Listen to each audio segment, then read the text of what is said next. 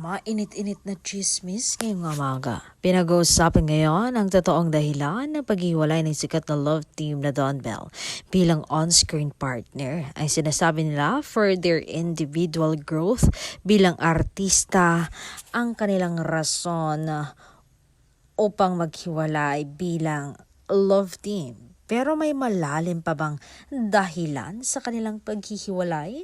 May nangyayari bang hindi natin alam off-cam? Ayon sa aking pagsisiyasat, ayon sa company Donnie, bukod sa kanilang growth daw ay nais protektahan ng aktor na si Donnie ang meron sila. Gusto niyang makita ng publiko na totoo at nagmamahalan sila.